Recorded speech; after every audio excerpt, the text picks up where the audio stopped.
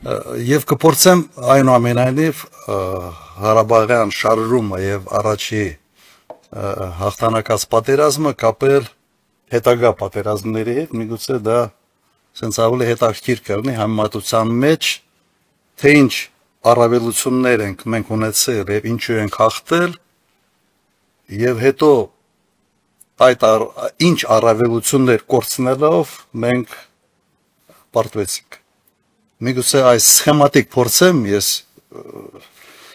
չեմ չարաշահելու, այսպես ասենք, այս հանդիպման ժամանակը փորձեմ դա սխեմատիկ ասել, հետո ավելի ինտերակտիվ տարբերակով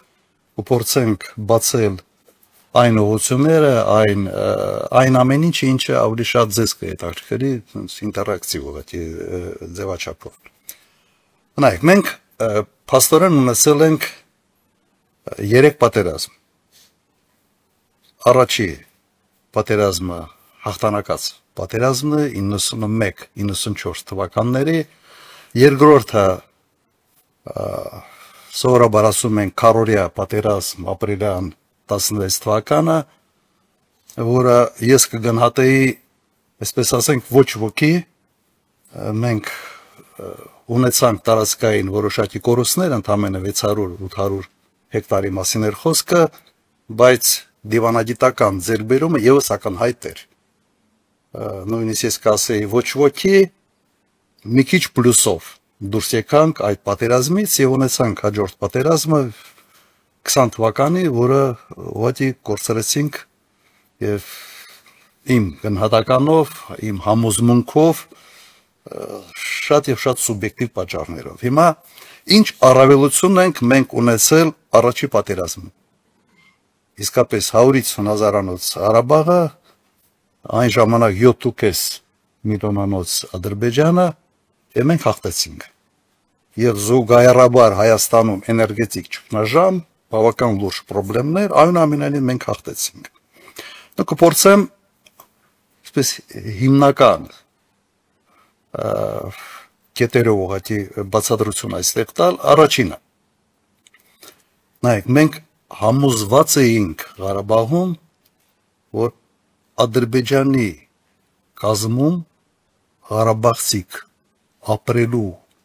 ընդհանրապես հնարավորություն չեն ունենալ։ Սա էգզիստենցիալ խնդիր էր եւ այդ վտանգը հատկապես Սումգայիթից հետո այնպիսի առարկայական էր բոլորիս համար, որ միավորեց բոլոր ղարաբաղցիներին։ Մեկը մեկին սիրում չի սիրում կապ չուներ։ Ուղղակի այդ ընդհանուր վտանգը միացրեց ողջ ժողովրդին։ Սա երևի հիմնական գործոններից մեկն էր։ Բավական բարձր կազմակերպվածության մակարդակ։ Ղարաբաղում ընդհանրապես միգուցե սովետական դաստիարակություններ, բայց Ղարաբաղում եւ կրթվածության մակարդակն էր, եթե Ադրբեջանի հետ համեմատենք, շատ ավելի բարձր։ Մարդիկ, ոնց ասեմ, շատ ավելի կարգապահ էին ընդհանրապես բոլոր հարցերում։ Եվ այդ կարգապահությունը, կազմակերպվածությունը շեշտակի դեր խաղաց այն ժամանակ, երբ սովետական միությունը փլուզվում էր, երբ կոպիտ ասած բարդակը գրեթե բոլոր ոլորտներում էր տիրում, բայց մենք կարողացանք կազմակերպվել եւ կազմակերպվել բավական արդյունավետ։ Դրան գումարում էր այն հանգամանքը, որ կար բավական սովետական միության կողմից պատրաստված մոբիլիզացիոն ռեսուրս, ղարաբաղցիք բոլորը գրեթե ծառայում էին մարտական ստորաբաժանումներում եւ զինվորական մասնագիտությունների ձեռքբերման խնդիր եւս չկա։ Ինչը շեշտակի տարբերում էր ընդհանրապես Ադրբեջանից, որտեղից շատ ավելի մեծ տոկոսով մարդիկ ծառայում էին այսպես կոչված ստրոյբատներում եւ այլն։ Սա եւս բավական մի խնդիր էր, որովհետեւ երբ մենք ձևավորում ենք Ղարաբաղում բանակը, զինվորական մասնագիտություններով օժտված մարդկանց պակաս գրեթե չենք ունեցել։ Ուղղակի մի շատ թեթև վերապատրաստում, շատ թեթև միջամտություն եւ մարդիկ պատրաստ զինվորներ էին։ Եվ կար բավական լուրջ սպայական ազնագազմ, որոնք ուղղակի ղարաբաղցիների, որոնք եկել են Ղարաբաղ եւ իրենց փորձը ներդրել են արդեն զինվորական գործունեության մեջ։ Շատ կարևոր հանգամանք էր այն ժամանակ այն տեղեկատվությունը, որը գալիս էր Ղարաբաղից եւ Ղարաբաղյան շարժումից եւ հետո 91-94 թվականներին պատերազմից եղել է ազնիվ լուսաբանում եւ հաջողությունների եւ անհաջողությունների։ Սա ուղղակի ուզում եմ շեշտել։ Սա այն է, ինչ հետագայում ուղղակի բացակայում էր ընդհանրապես։ Ազնիվ լուսաբանում, բան են կորցրել, հայտարարում էր, ասվում էր եւ ոչ մեկի մտքով չէր անցնում, որ կարելի է ինչ որ քարոզչական նպատակներով ասել մեկ այլ բան, քան հողի վրա ուղղակի իրականում կար։ Սա չափազանց կարևոր հանգամանք էր, որովհետեւ առանց դրան վստահություն բանակի, ժողովրդի միջև եւ իշխանության միջև ուղղակի հնարավոր չի կառուցել։ Մի շատ կարևոր հանգամանք նայեք, բոլոր եւ հատկապես առաջի պատերազմի ժամանակ ադրբեջանցիք ունեցել են քանակական առավելություն բոլոր կոմպոնենտներով, բոլոր մարդկային, ֆինանսական, զինտեխնիկա, զինամթեր։ Սովետական միությունը ասենց իր հիմնական պահոստները եւ զորամասերը ավելի խոշոր տեղաբաշխված էին Ադրբեջանում եւ Վրաստանում եւ այդ ամենը ուղղակի փայ հասել Ադրբեջանին։ Հայաստանում ընդհանրապես համարյա բան չկար։ Մի պահեստ կար զինամթերքի բավական փոքր բալահովետում, այն էլ հենց առաջի տարիներին հրդեհ է եղել եւ այդ ամբողջը ոչնչացել է։ Հիմա բայց տարբերությունը նրա մեջ էր, որ մենք բոլոր կոմպոնենտներով ունեցել ենք որակական տարբերություն։ Կազմակերպվածություն, գիտելիքներ եւ այն մոբիլիզացիան, որը անհրաժեշտ էր ձևավորել։ Նայեք, եւս մեկ հանգամանք, որը մեր օգտին աշխատեց, դա այն անկայունությունն էր, որը եղել է Ադրբեջանում, անընդհատ իշխանապողություն եւ հավիձվի պատմություններ։ Պարտվում էին մարտերի ժամանակ, այդ պարտությունը բերում էր իշխանապողության, իշխանապողությունը բերում էր նոր պարտությունների եւ այդ շրջապտույտը ուղղակի շարունակվում էր։ Պատկերացրեք, ես Ղարաբաղում լինելով ես տեսել եմ քանի նախագահ մի հատ հաշվեմ Բադիրով, ղեկավար Ադրբեջանի սկզբից կենտրոնի առաջնորդներ էին Բադիրով, Վեզիրով, Մութալիբով, Էլչիբեյ, արանքում մեկն էլ կար պաշտոնակատար եւ Ալիև։ 5 նախագահ ենք տեսել այդ ամբողջ ընթացքում Ադրբեջանում։ Ուրեմն ներքին այդ անկայունությունը, իշխանապողությունները, ամեն իշխանապողությունը բերում էր լուրջ ցնցումների եւ հատկապես սովետական միությունը փլզվելուց հետո ինստիտուցիոնալ կայացվածությունը ընդհանրապես չկար։ Եվ Հայաստանը նաեւ այդ առումով շատ ավելի արագ առաջ շարժվեց եւ այն ժամանակ Հայաստանում իշխանությունը շատ ավելի կայուն էր, կան երկին ներքաղաքական խնդիրներ, բայց անհամեմատելի է այս վիճակը Ադրբեջանի հետ։ Եվ կրկնեմ, սա հավիձվի պատմություն է, նույնիսկ դժվարանում եմ ասել, թե առաջնային պատճառը որն է։ Պարտությունները բերում էին իշխանապողությունների, իշխանապողությունները բերում էին նոր պարտությունների եւ այսպես շարունակ։ Հիմա տեղափոխվենք 16 թվական։ Քարորիա պատերազմ։ Ինչն էր արդեն աշխատում մեր դեմ։ Կայունությունը Ադրբեջանում, Հեյդար Ալիևը կոնսոլիդացրեց իշխանությունը Ադրբեջանում, փոխանցեց իր որդուն եւ վիճակը բավական կայուն է։ Հայաստանում ներքին լարվածությունը որոշակի աստիճան արդեն ուներ։ Հայաստանում այն ժամանակ հայտնվել են բազմաթիվ ինժեներներ, որոնց ոնց որ հիմնական նպատակը այդ գլոբալիստական կառուցություններ Հայաստանը ազգային արժեքահամակարգի քայքայում եւ հենց այդ ժամանակ արդեն զգացվում էր, որ այդ ձայնը իսկապես լսվում էր, որովհետեւ ակտիվ երիտասարդ կասեի նույնիսկ բանիմաց եւ բավական աղմկոտ մի շրջանակ էր ձևավորվել եւ այդ շրջանակին շատ արդյունավետ սպասարկում էին բազմաթիվ լրատվամիջոցներ, որոնք ձևավորվել էին բավական լուրջ ֆինանսավորման արդյունքում։ Վերջերս միայն մենք իմացանք, թե ինչ գումարներ է USAID-ին ծախսել մեզ նման երկրներում, Հայաստանի նման երկրներում նման համակարգեր ստեղծելու եւ կայացնելու ուղղությամբ։ Նույնիսկ վերջերս մի շշմելու մի բան եղավ, երբ պարզվեց, որ հոլիվուդյան աստղերը հերթով որ գնում էին Ուկրաինա, ասես ասենք, վճարովի հուզվելու համար։ Սա մի շշմելու բան է, բայց սա փաստ է։ Եվ այս համակարգը եւս բավական լուրջ դերակատարություն ունեցավ Հայաստանում եւ ներքաղաքական եւ ընդհանրապես ազգային միասնությունը քայքայելու ուղղությամբ։ Եվ ինչը աշխատեց եւս մեր դեմ, ադրբեջանական բանակը շատ ավելի մարտունակ էր, քան առաջի պատերազմի ժամանակ։ Իրենք հետևություններ արել էին եւ շատ հետեւական պատրաստվում էին հերթական պատերազմը։ Եվ առաջի անգամ ակնհայտ էր, որ անօթաչու սարքերը լուրջ դերակատարություն են ունենալու հայտակա պատերազմների ժամանակ։ Սա պետք է շատ լուրջ ահազանգ լիներ լուրջ փոփոխությունների համար նաև մեր պատկերացումների մեջ, թե ինչպիսին է կարող լինել հաջորդ պատերազմը։ Բայց կրկնում եմ, որակական առումով հայկական բանակը մարտունակ էր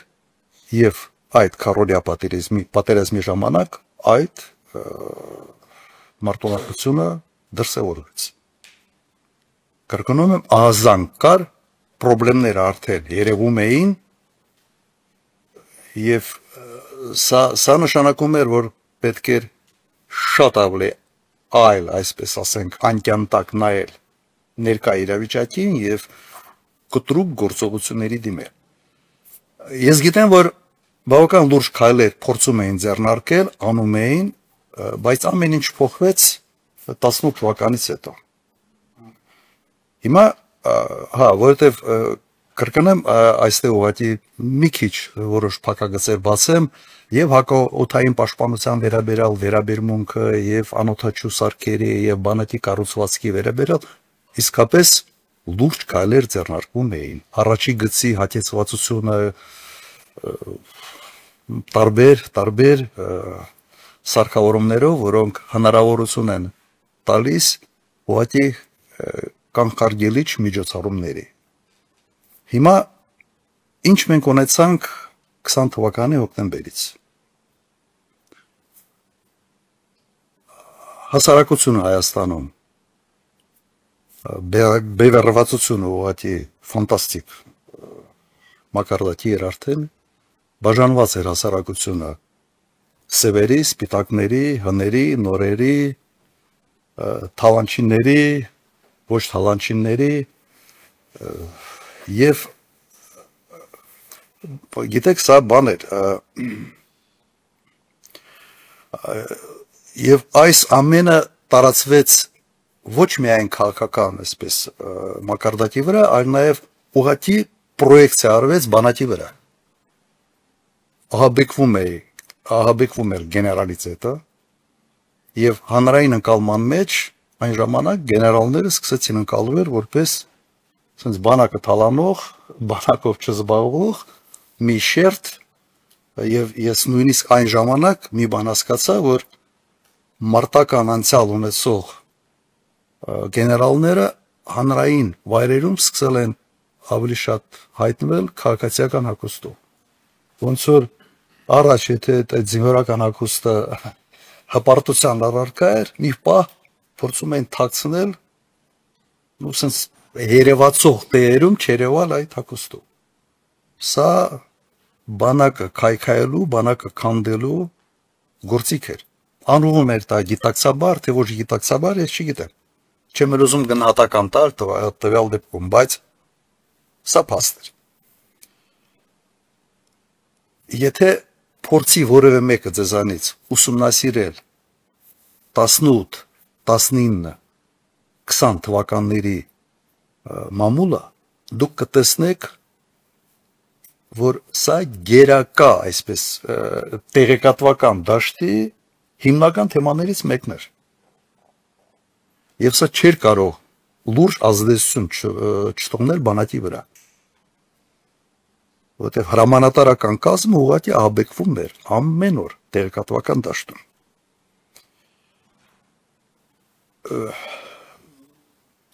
Սենց ասա, այն ժամանակ ընդհանրապես երկրում իրավիճակը բավական փոխվել է, կառավարման մոդելներ փոխվել եւ պոպուլիզմը իսկապես դարել էր բավական լուրջ գործոն գրեթե ամեն ինչում։ Եվ միգուցե լավ, ես մեկ քայլ վերադառնամ, ես նշեցի, որ բանակում լուրջ փոփոխություններ էր պետք կապված այն դասերից, որոնք մենք պետք է քաղայինք քառօրյա պատերազմից։ 18 թվականից ուղղակի դա անտեսվել է, ոչ ոք չէր էլ հետաքրքրում, ուղղակի մի կողմ էր դրվել եւ հիմնական բանակի բարեփոխումները դարել են ավելի շատ մեծ ուշադրություն, ես ասում եմ դա եւ այն ժամանակ ընդունված տերմիններ կլուբնիչնի բարեփոխումները, որտեղ հիմնական տեղը, որտեղ այցելում էին պաշտոնյաները, դա ճաշարանն էր, սա շատ էր դուր գալիս ծնողներին, ում զավակները բանակում էին ծառայում, բայց մարդիկ չէին գնում պոլիգոններ, չէին ընդհանրապես հետաքրքրվում մարտական պատրաստվածությանը, այլ հիմնական թեման եղել է, թե զինվորին ոնց են կերակրում, կենցաղը ինչպիսինն է, ինչը լավ է, բայց բանակը դրա համար չի, բանակը մարտական եւ ամբողջ այդ ծախսերը պետք է ուղղեին մարտական պատրաստվածության վրա, այլ ոչ թե այլ նպատակների վրա։ Հիմա սա էր։ Եվ նայեք, ինչ է բանակը։ Ունի 2 տարվա ցիկլ։ 2 տարում դու զորակոչը գալիս է, այդ զորակոչին 5-6 ամիս պետք է պատրաստելու համար, 2 տարի հետո զորացրվում է։ 2 տարի մարտական պատրաստության հարցով չզբաղվես, դու այլևս բանակ չես ունենալու։ Ուղղակի բանակ չես ունենալու։ Կամ բանակի մարտունակությունը շեշտակի անկում է ապրելու։ Մոտավորապես այսպես էր վիճակը, որտեղ KPI-ը, եթե դրվում է, ճաշարանը, այլ ոչ թե պոլիգոնը, սպայական կազմը, եւ սպայական կազմը փոխվեց այն ժամանակ, սկսում է զբաղվել ճաշարանով, այլ ոչ թե պոլիգոնով։ Եվ ունեցանք այն, ինչ ունեցանք։ Պատերազմը սկսելուց հետո ես 3-րդ օրը Ղարաբաղում էի, 2 շաբաթ եղել եմ Ղարաբաղում եւ ասեմ իմ գնալուց հետո ուղղակի 2-րդ օրը ես դիմում էի եւ Բակո Սահակյանին եւ Արկադի Ղուկասյանին։ Հանդիպենք Արայիկ Հարությունյանի հետ, իմ հիմնական մեսեջը հետեւյալն էր. անել ամեն ինչ պատերազմը կաղնեցնելու համար։ Պատերազմի ամեն օրը բերելու ավելի մեծ խնդիրների, որովհետև պատրաստ չենք։ Այս ձևով փոփոխված այս իրավիճակում հաղթանակ չեք ունենալ։ Այն ժամանակ Արայիկ Հարությունյանը ասաց, եթե ես հանդիպեմ Քոչարյանի հետ, Փաշինյանը ինձ կուտի։ Ուղղակի բառացիորեն սա ինձ փոխանցել է Բակո Սահակյան։ Ունեցանք այն ինչ ունեցանք Ղարաբաղում։ Հիմա այդ դրոնների դերակատարությունը բոլորը տեսնում եք Ուկրաինայում, ռուս-ուկրաինական կոնֆլիկտի մեջ ինչ դերակատարություն ունեն, բայց առաջի այսպես ծիծեռնակները երևացել են 16 թվականին, որից ուղղակի պետք է շատ լուրջ հետևություններ անել, ոչ թե Su-30-ներ, սելֆի սուեր գնել, այլ պետք է ռեփ համակարգեր պետք էին, ոչ շատ լուրջ ներդրումներ հակաօդային պաշտպանության մեջ։ Չարվեց դա։ Հիմա սրանք են հիմնական պատճառները, որ մենք ապրեցինք այդ էվոլյուցիան։ 91-94 թվական, 16 թվական, որը հետաքրքիր էր, որ շատ կարճ էր, բայց նախանշում էր տրենդը, եւ մենք այդ տրենդից ըստ էության հետեւություն չարեցինք։ Ուրեմն հետեւյալ եզրակացության գամ, մենք այս ընթացքում սկսել ենք զիջել Ադրբեջանի ոչ միայն քանակական բոլոր գրեթե ցուցանիշներում, այլ սկսել ենք շեշտակի զիջել նաև որակական հարցերում, կապված մեր անվտանգային հարցերի հետ։